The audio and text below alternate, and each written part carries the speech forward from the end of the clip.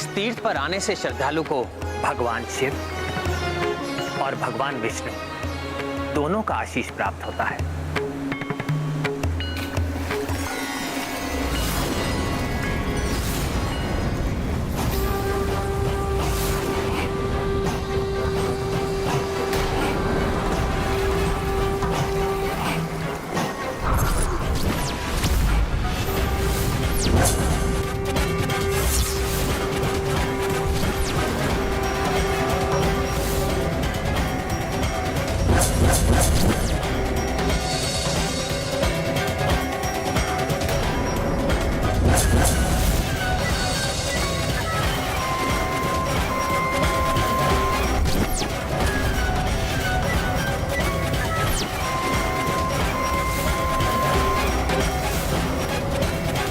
ये भगवान विष्णु और भगवान शिव की छवि वाले कौन हैं?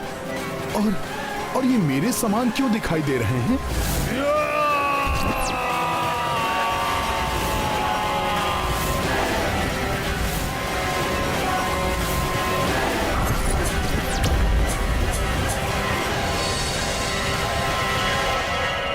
प्रभु, विचित्र सा आभास क्यों हो रहा है मुझे? श्री हरि, भोले बाबा एवं मेरा स्वयं का मिला जुला रूप क्यों दिखाई दे रहा है मुझे? मुझे किसी माया ने भ्रमित कर दिया है या फिर मेरे मन की कल्पना है ये? हनुमान, ना ही ये कोई माया है और ना ही तुम्हारे मन की कल्पना। मैं तुम्हें इनके अद्भुत रूप की संपूर्ण कथा सुनाऊंगा, जिससे तुम्हें स्वयं ही बोध हो जाएगा कि तुम्हें ऐसा आभास क्यों हो रहा है। मेरे भोले भक्त हनुमान को समझाने के लिए उसे बताना ही पड़ेगा कि कालांतर में उनके वृषकपि अवतार में आने का उद्देश्य समाप्त होने के पश्चात भूलोक से उनका भी निर्माण हुआ था। ये अनेक युगों पूर्व की बात है हनुमान।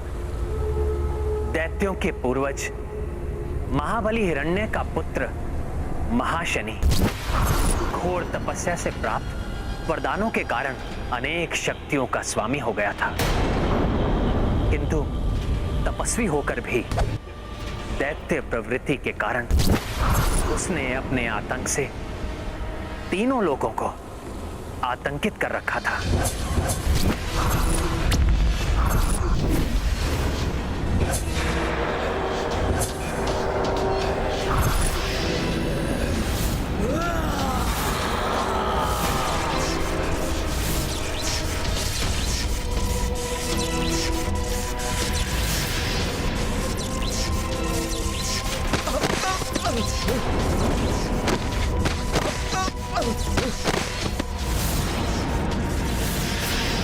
मेरी सेना का अंत कर दिया दैत्यराज महाशनि।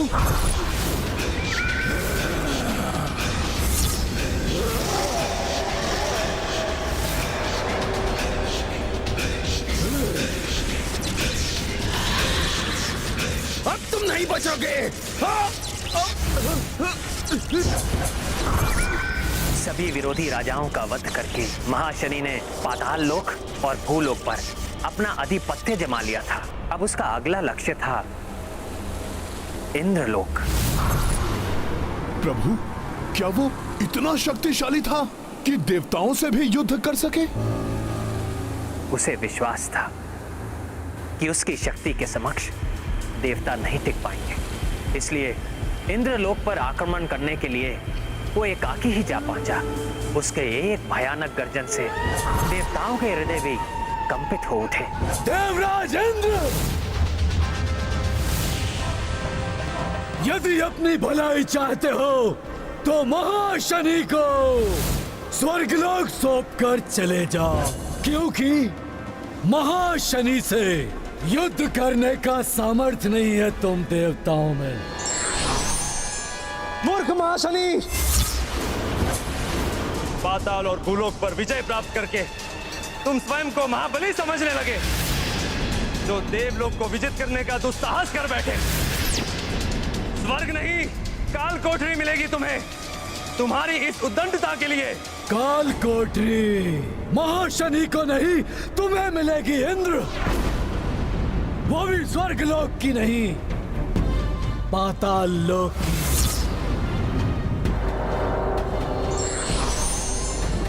अच्छा है जो तुम सब भी आ गए देवों। अब तुम भी देखो कि महाशनि कैसे तुम्हारे इस इंद्रदेव को बंदी बनाता है। तुम्हारे इस दुस्साहस का दंड मैं तुम्हें दूंगा महाशनि। मेरे प्रचंड अग्नेयास्त्र से क्षण भर में भस्म हो जाओगे तुम।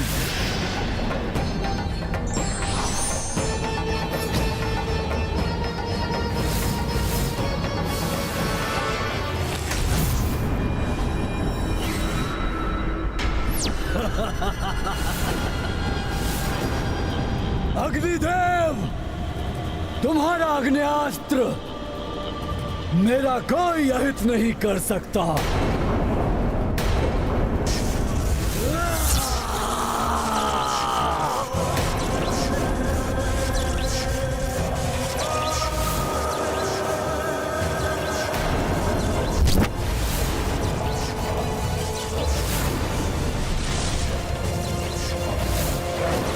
मूर्ख देवताओं, व्यर्थ ही इस इंद्रदेव को बचाने का प्रयास कर रहे हो।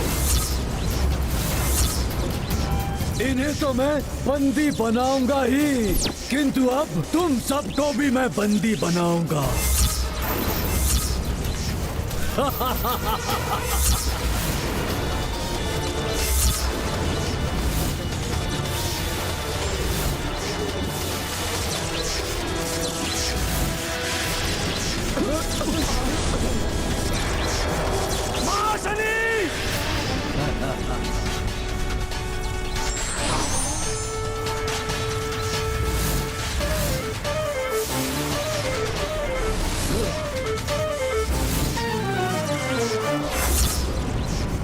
तुम्हारा वज्र भी विफल हो गया इंद्रदेव।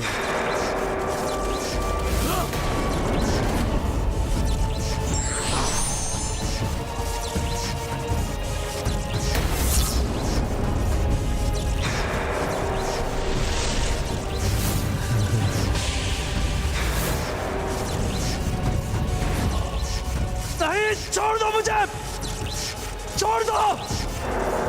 देवताओं के अस्त्रों को विफल करके महाशनि इंद्रदेव को बंदी बनाकर पाताल लोक ले गया और उन्हें काल कोठरी में ढकेल दिया। देखा इंद्रदेव, किसने किसे बंदी बनाया। महाशनि ने तुम्हें इस काल कोठरी में बंदी बना दिया है। अर्थात स्वर्ग लोक पर भी महाशनि ने अपना आधिपत्य बना लिया था। हाँ हनुमान, वरदानी शक्तियों के कारण उसने सहजता से देवताओं को विवश करके इंद्रदेव को बंदी बना लिया था। तो क्या देवताओं ने उसके पश्चात इंद्रदेव को मुक्त कराने का कोई भी प्रयास नहीं किया? क्या करते देवता, विवश हो गए थे। अधीनता स्वीकार करनी पड़ी उन्हें उस दैत्य की। यही नहीं, वरुण देव को संधि बनाए रखने के लिए उसने महाशनि से अपनी पुत्री का विवाह करना पड़ा। वरुण देव के बारंबार आग्रह करने पर अंततः महाशनि इंद्रदेव को मुक्त करने के लिए तत्पर हुआ। जाओ इंद्रदेव, तुम्हें मुक्त किया महाशनि ने, तुम स्वतंत्र हो।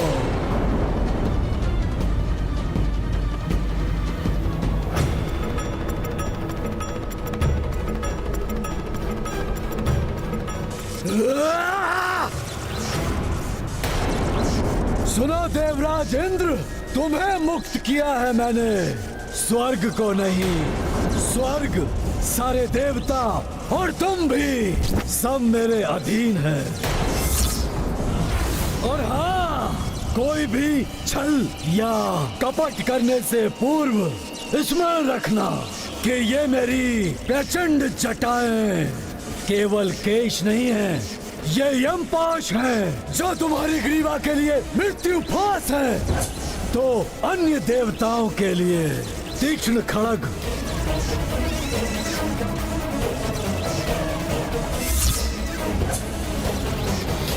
प्रभु, महाशनि ने तो इंद्र आदि देवताओं को अपने अधीन कर लिया। प्रभु, किंतु ये सब उस अद्भुत रूप से कैसे जुड़ा है जिसका आभास मुझे हुआ था? मैं वही बताने वाला हूं हनुमान। जब इंद्रदेव की पत्नी देवी सची ने परास्त हुए इंद्रदेव की दशा देखी तो उनसे रहा नहीं गया। वो ब्रह्मा जी से इसका उपाय पूछने के लिए ब्रह्मलोक जा पहुंची। तब उन्हें ब्रह्मा जी से ज्ञात हुआ कि महाशनि को वरदान प्राप्त है कि उसका वध ऐसी महाशक्ति के हाथों ही हो सकता है जो एक साथ महादेव शिव एवं श्री हरि विष्णु देव की शक्ति से उत्पन्न हुआ हो।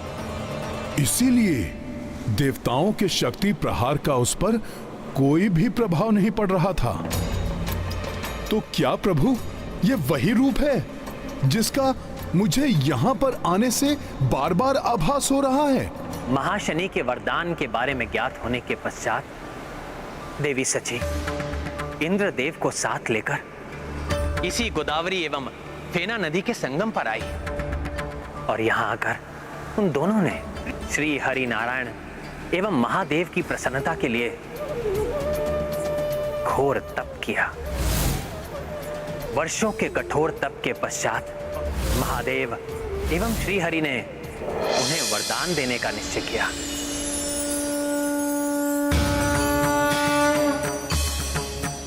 प्रणाम महादेव। प्रणाम श्री हरि। प्रणाम श्री हरि। इंद्रदेव, देवी शची, आपके कठोर तप से हम प्रसन्न हुए। अतः आप दोनों तपस्या का फल प्राप्त करने के लिए अधिकारी हो गए हैं। कहिए, क्या वरदान चाहिए आपको? दुष्ट दैत्यराज महाशनि का अंत और उसकी मृत्यु से स्वर्ग आदि तीनों लोकों में शांति। तथास्तु।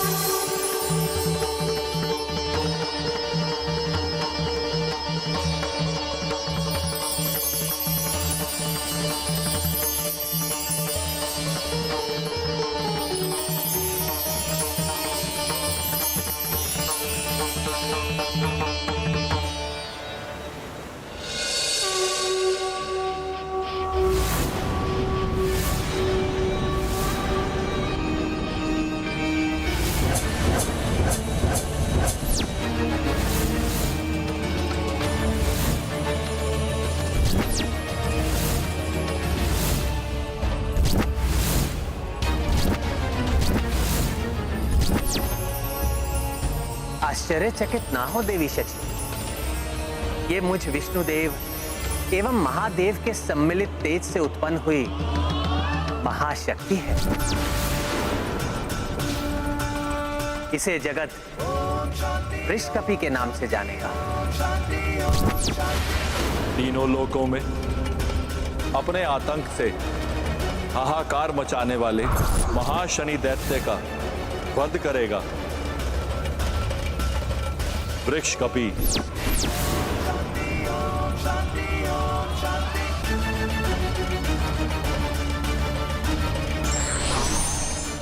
हे मां बलशाली वृषकपि, दुष्ट दैत्यराज महाशनि का अंत करके हम सब पर उपकार कीजिए एवं तीनों लोग को उनके आतंक से मुक्ति दिलाई।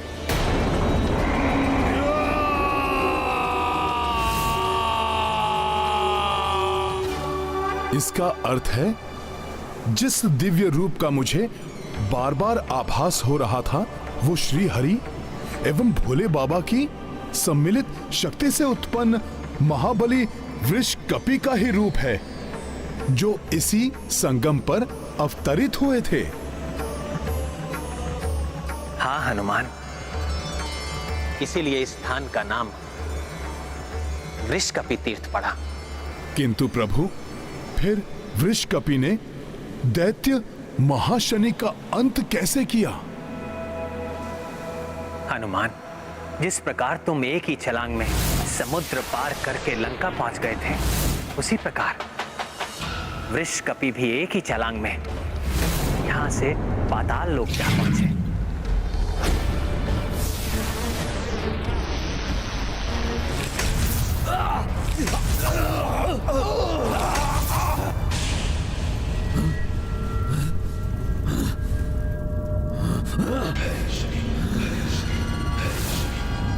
पाताल लोक में ये भूकंपन, ये धरती का फटना किसने किया होगा? ये दुस्साहस महाशनि!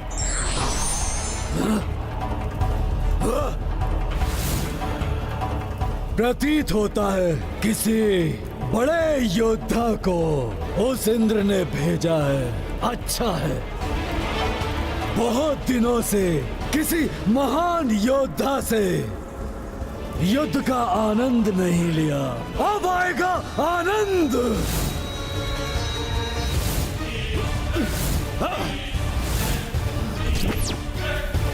तुम जो भी हो, तुम्हारी मृत्यु तुम्हें यहां खींच लाई है।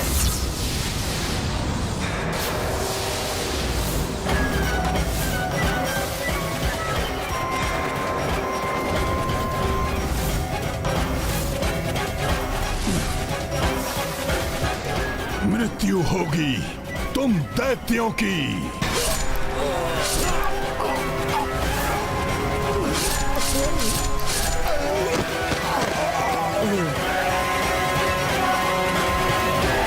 महाशनि नहीं है इनमें।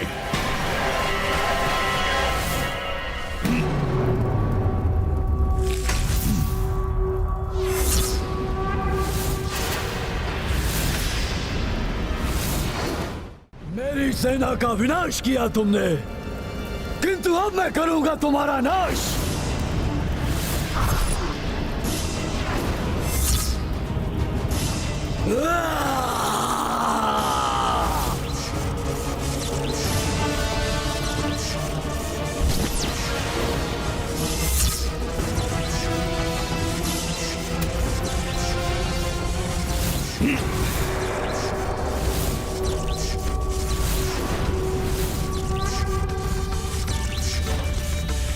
महाशनि, नाश तो होगा तुम्हारा, सर्वनाश होगा।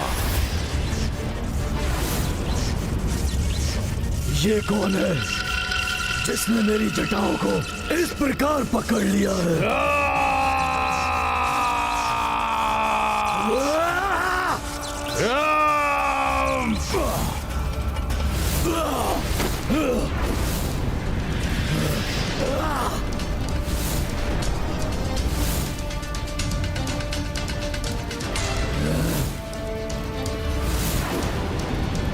नहीं, नहीं, ऐसा नहीं हो सकता। मैं तुम्हें जीवित नहीं छोड़ूंगा।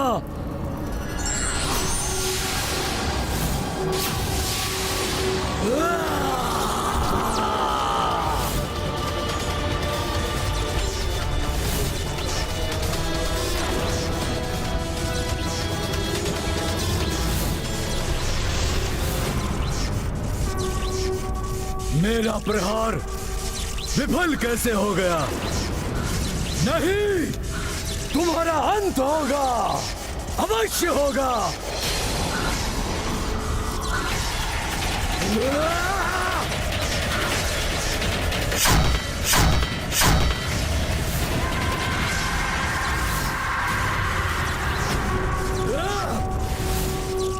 मेरी इन प्रचंड जटाओं को छोड़ दो। आज से पूर्व तो कोई ऐसा नहीं कर पाया। मेरी इन जटाओं ने बड़े बड़े बलवानों को भेद दिया है, किंतु ये कैसे इन्हें पकड़ रहा है? कौन ये? मृत्यु हूं मैं तुम्हारी। नाम है वृषकपि। अब होगा आरंभ तुम्हारे अंत का।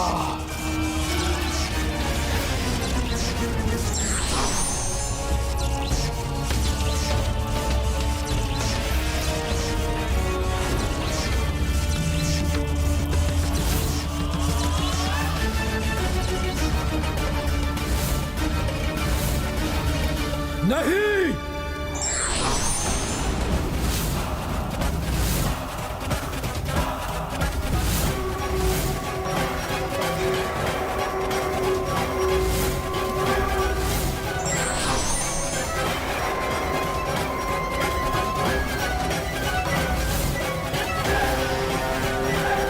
नहीं, ऐसा नहीं हो सकता। मेरी मृत्यु नहीं हो सकती। मुझे कोई नहीं मार सकता।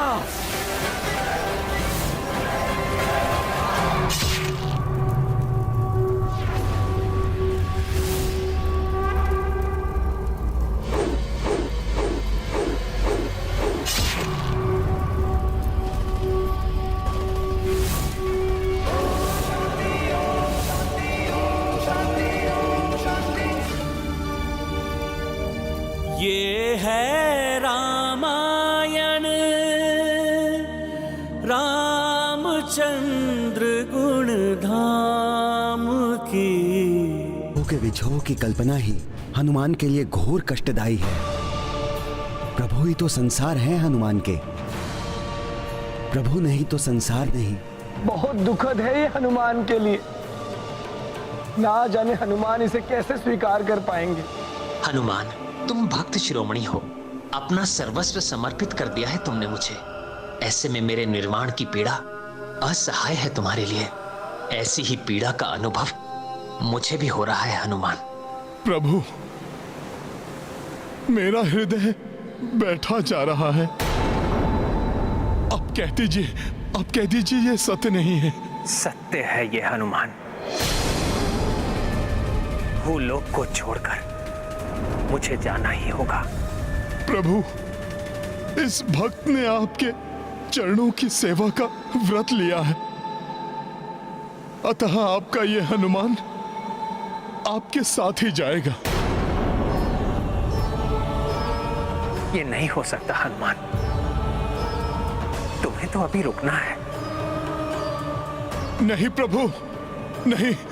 हनुमान का सत्य, हनुमान का धर्म, हनुमान के प्राण तो आप है प्रभु। आपके बिना इस संसार में रहकर क्या करेगा ये हनुमान? संसार को तुम्हारी आवश्यकता है हनुमान, इसलिए मेरे साथ तुम्हारा निर्वाण असंभव है। प्रभु, आप ऐसा मत कहिए। आपने वृषकपि की कथा में भी बताया था कि मेरे उस जन्म का उद्देश्य पूर्ण होते ही वो भी भूलोक छोड़कर निर्वाण को प्राप्त हुआ था। प्रभु, फिर अभी क्यों? यही तो मैं तुम्हें समझाना चाहता हूं हनुमान। पुत्र, ये उद्विग्नता त्याग कर मेरी बात ध्यान से सुनो। हनुमान, उस युग में तुम हरि एवं हर के अंश से उत्पन्न हुए थे। इस युग में भी तुम हरि एवं हर का ही अंश हो।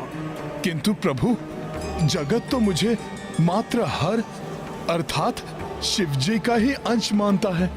शिवांश तो तुम हो ही हनुमान, साथ ही तुम हरि के अंश भी हो। यही नहीं, समस्त देवताओं का अंश समाहित है तुम में। प्रभु, ये आप क्या कह रहे हैं? हनुमान, जब रावण की छत्र छाया में राक्षस महाशक्तिशाली हो उठे थे, देवता संकट में पड़ गए थे, तब देवताओं ने जाकर सृष्टिकर्ता ब्रह्मा जी से प्रार्थना की। ब्रह्मा जी देवताओं को साथ लेकर समस्या के हल हेतु शिव जी के कैलाश धाम पहुंचे। नारायण नारायण। हे महादेव, हे प्रियंकर, हे अभिहंकर, हे संहार के देवता शिव शंकर, अधर्म का नाश करने वाले रावण एवं उसके राक्षसों का संहार करने में हम देवताओं की सहायता कीजिए प्रभु। सृष्टि में अधर्म के नाश संबंधी कोई भी बड़ा परिवर्तन करना हो तो वो सृष्टि के पालनहार भगवान विष्णु की सहायता के बिना नहीं हो सकता।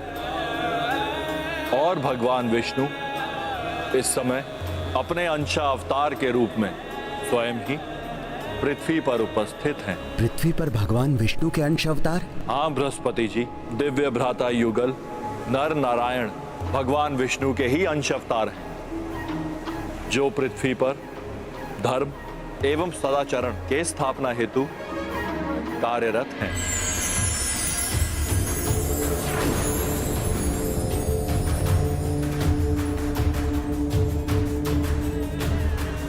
आप सब जाकर उनसे प्रार्थना कीजिए। मुझे विश्वास है कि वे अवश्य ही आपकी समस्या का समाधान करेंगे। दिव्य ऋषि युगल नर एवं नारायण श्री हरि जी के अवतार थे। हाँ हनुमान, शिव जी के निर्देशानुसार देवता शीघ्र ही ऋषि युगल नर नारायण की शरण में जा पहुंचे। ऋषि युगल नर नारायण को हम देवताओं का प्रणाम।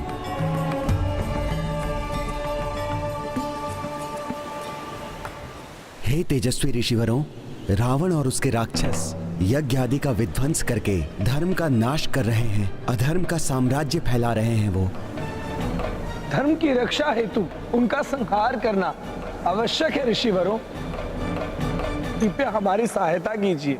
आप सब चिंता मत कीजिए, रावण एवं उसके राक्षसों का शीघ्र ही संहार होगा।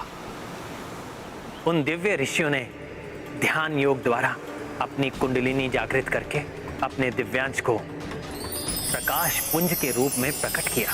देखते ही देखते उस तेज पुंज में ब्रह्मा जी सहित समस्त देवताओं का अंश भी समाहित हो गया।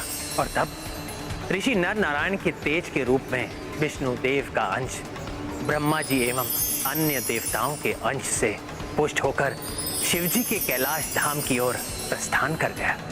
और तब समस्त देवताओं के तेज से संपन्न यह ऊर्जा पुंज जाकर शिवजी से उत्सर्जित ऊर्जा पुंज में समाहित हो गया। तत्पश्चात उसे वायुदेव ने ले जाकर महाराज केसरी एवं माता अंजना को प्रदान किया था, जिससे तुम्हारा जन्म हुआ था। किंतु सत्य तो ये है कि मैं मात्र आपका भक्त हूं, आपका तुच्छ सेवक हूं प्रभु। आपकी सेवा के अतिरिक्त कोई भी अन्य उद्देश्य नहीं है मेरे जीवन का प्रभु।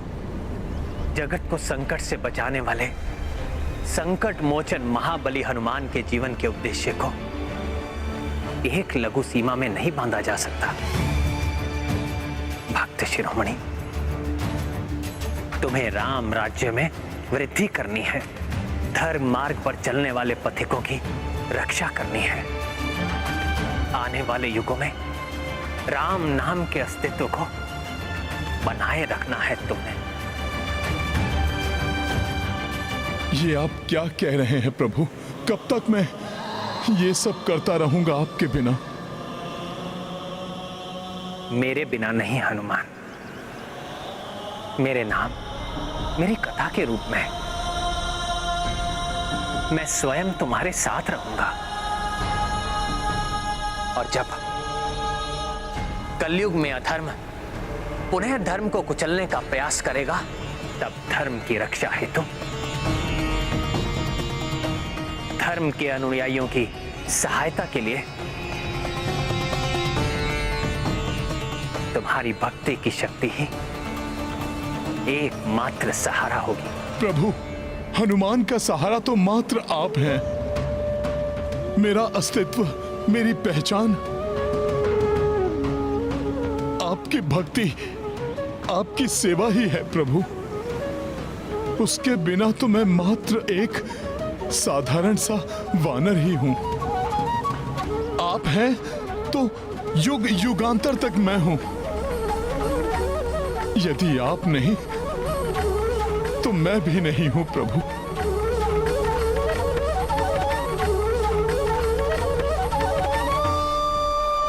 तुम जगत के संकट मोचन हो हनुमान, मात्र अपने लिए कैसे सोच सकते हो तुम? संसार को संकट से बचाना ही तुम्हारे जीवन का उद्देश्य है हनुमान। प्रभु, मेरे जीवन का उद्देश्य आपकी भक्ति है प्रभु। आप ही मेरा संसार है। परंतु हनुमान, मेरे अवतार के अंत का समय आ गया है, तुम्हारे अंत का नहीं। प्रभु, मेरा समय, मेरी श्वासें तो मात्र आपकी भक्ति से ही चलती हैं। प्रभु श्री राम नहीं तो हनुमान भी नहीं। ये गाथा महाबली हनुमत की, रुचिकर लीला राम भगत की। जय जय जय रघुनंदन राम, जय जय जय महाबली हनुमान। सबहु तथ श्री राम सुनाए, किंतु कपीश समझ नहीं पाए। हनुमत केवल भक्ति को जाने, सम्मुख जिसके राम भी हारे। गाथा महाबली हनुमत की, रुचिकर लीला राम भगत की। जय जय जय रघुनंदन राम, जय जय जय महाबली हनुमान।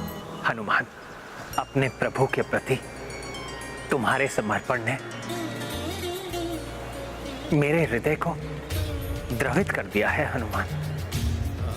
उचित होगा अब हम संध्या वंदन करके यहां से प्रस्थान करें। अयोध्या में सभी हमारी प्रतीक्षा कर रहे होंगे।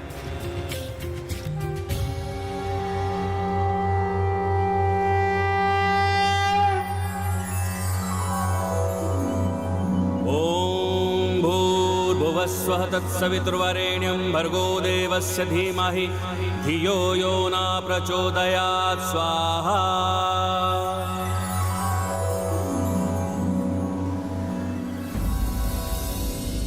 प्रभु, मेरा हृदय अभी भी आशंकित है। कहीं आप मुझे बिना बताए तो नहीं चले जाएंगे ना? हनुमान, मैं वचन देता हूं, तुमसे मिले बिना नहीं जाऊंगा। किंतु अभी तो हमें अयोध्या के लिए प्रस्थान करना है। उचित है प्रभु, उचित है।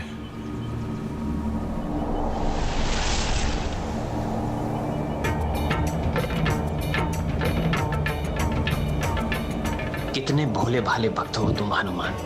भक्ति के अतिरिक्त कोई अन्य रंग तुम पर चढ़ ही नहीं रहा है। ना जाने मैं तुम्हें समझा भी पाऊंगा या नहीं। बहुत विलंब हो गया भैया राम को। अब तक तो उन्हें हनुमान के साथ आ जाना चाहिए था। इतना शीघ्र कैसे आ सकते हैं भैया? हनुमान को स्वयं निर्वाण के बारे में बताना, उन्हें मनाना इतना सहज नहीं होगा भैया के लिए। आप उचित कह रहे हैं भैया। हनुमान जी की भैया राम के प्रति अटूट भक्ति को देखकर ऐसा प्रतीत होता है जैसे हनुमान जी मानेंगे ही नहीं।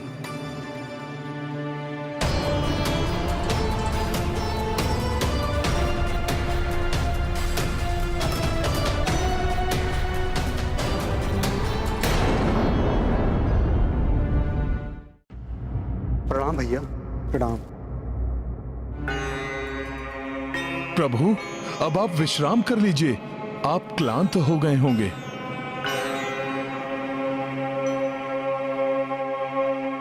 हनुमान, सब कुशल तो है? हाँ भरत भैया, सब कुशल मंगल है।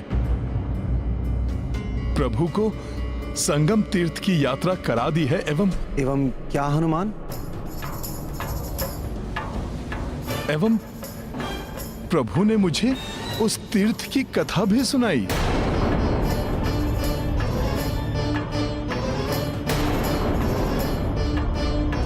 प्रभु को भूख लगी होगी।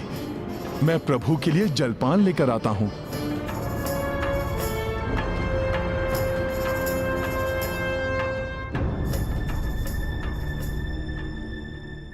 हनुमान को समझाने का हर संभव प्रयास किया, किंतु वो किसी भी प्रकार नहीं माने। हनुमान आपके सर्वसमर्पित भक्त हैं भैया, अतः उनके लिए सब कुछ जानना अति आवश्यक भी है। अब मेरे भी वापस वैकुंठ धाम लौटने का समय आ गया है। हरिहर एवं अन्य देवताओं के अंश से जन्मे हनुमान का उद्देश्य अभी पूर्ण नहीं हुआ है। हनुमान भीतर ही भीतर बहुत व्यथित है लक्ष्मण, बहुत भोले हैं वो। उनके नेत्रों से छलकती व्यथा को देखकर मैं उन्हें कठोरता से कुछ कह ही नहीं पाया। फिर भी मैंने उन्हें अपने प्राण के विषय में संकेत तो दे दिया। जो घटनाएं घटित हुई, मेरे और उनके जीवन का उद्देश्य, सब कुछ समझाया, परंतु नहीं प्रभु, मुझे छोड़कर आप कैसे जा सकते हैं? मैं ऐसा नहीं होने दूंगा। परंतु क्या भैया? भरत, यदि उस क्षण तुम वहां होते तो कदाचित तुम भी रो देते। हनुमान के नेत्रों से अश्रु बह रहे थे, हनुमान टूट गए थे, और कितनी पीड़ा देता मैं उनके व्यथित हृदय को। नहीं कह सका कुछ अधिक।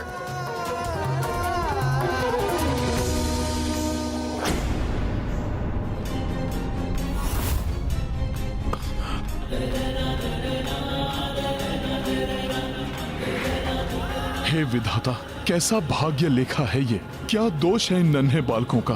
पहले माता इन्हें छोड़कर गई और अब नहीं नहीं नहीं नहीं नहीं। हनुमान, संभलना होगा तुम्हें। यदि इन बालकों ने ये अश्रु देख लिया तो कारण पूछ बैठेंगे। अपने पिता की भांति ये भी तुमसे बहुत स्नेह करते हैं। इन्होंने पूछ लिया तो क्या उत्तर दूंगा मैं? यदि इन्हें प्रभु के प्रस्थान की भनक भी लग गई तो इनके हृदय तो पूरी तरह से बिखर कर रह जाएंगे। क्या मैं तो शांत हूं, फिर भी सुबकने की ध्वनि सुनाई दे रही है?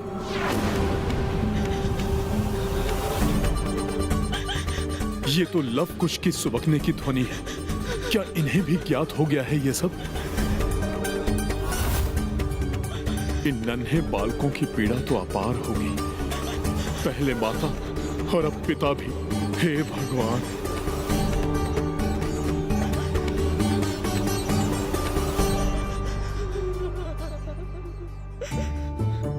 लवकुश, क्यों रो रहे हो आप दोनों?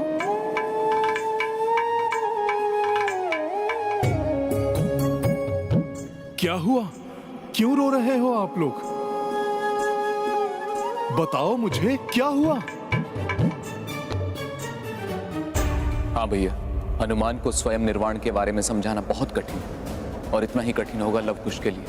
हाँ भरत, उन बालकों के कोमल हृदय पर न जाने क्या बीत रही होगी।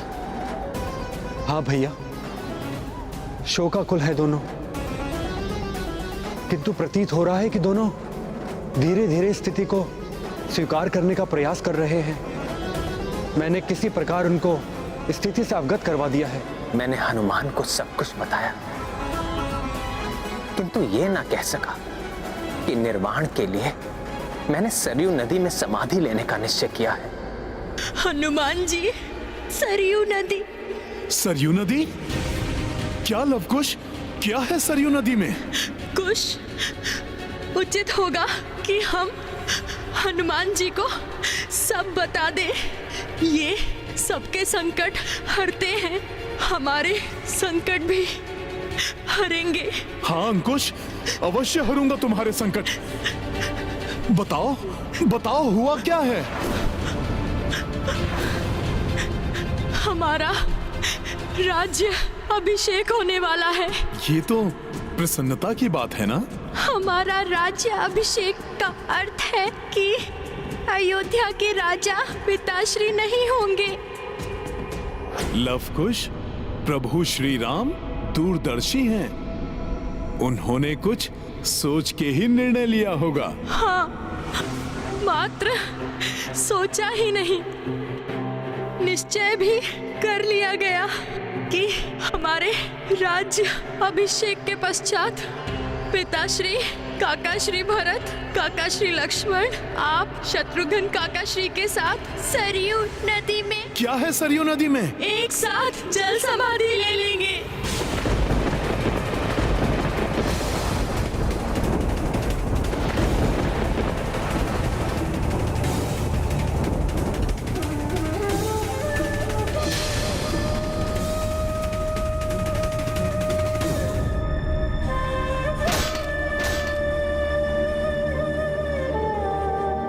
ये है रामायण, रामचंद्र गुण धाम की, सब सुधि जन करिए